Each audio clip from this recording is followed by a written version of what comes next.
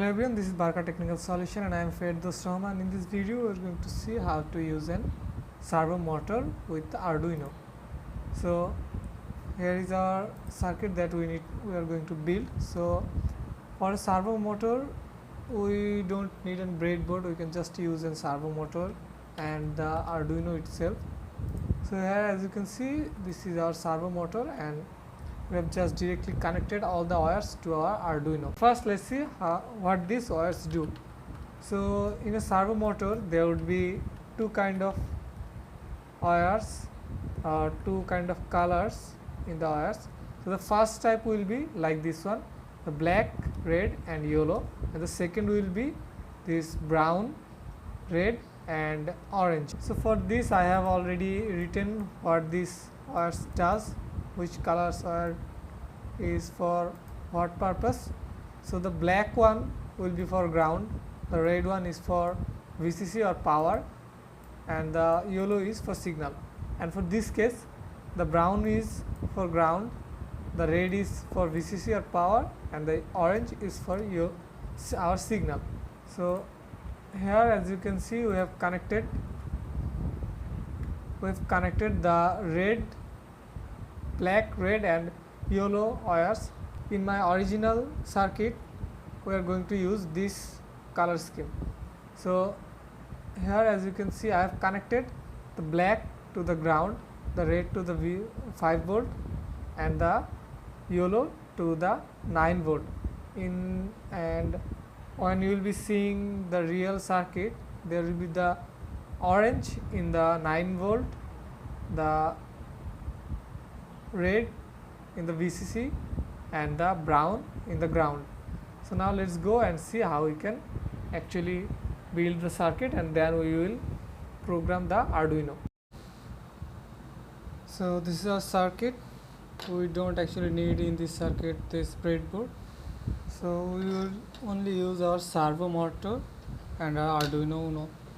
So the motor I am using, servo, is SG90, a micro server, and I have just clipped on this extra added part so that I can show you that it's actually rotating.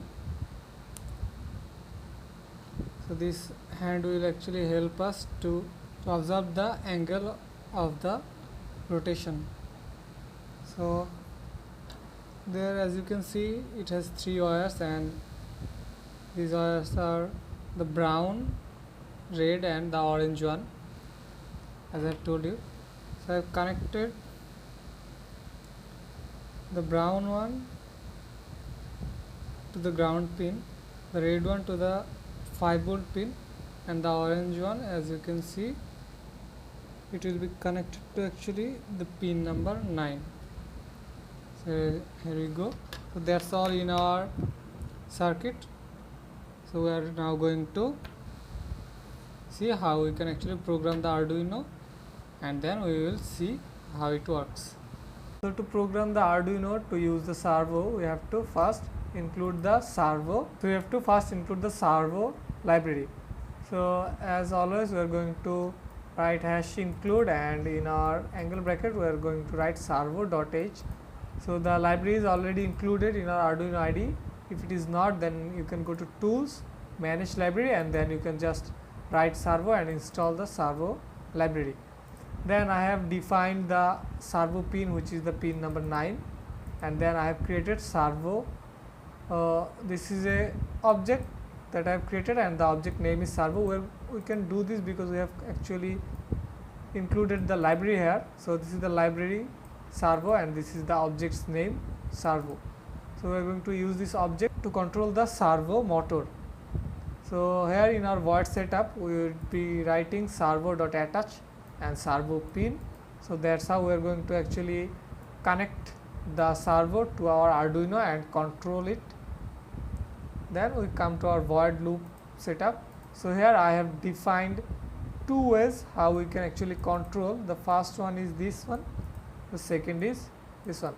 So here in the first part, in this part we are actually controlling the angle where the servo motor will directly go. So if I write So here for this part it will first go to the 90 degree angle, then it will point to 180 degree angle, and then it will be on 0 degree angle.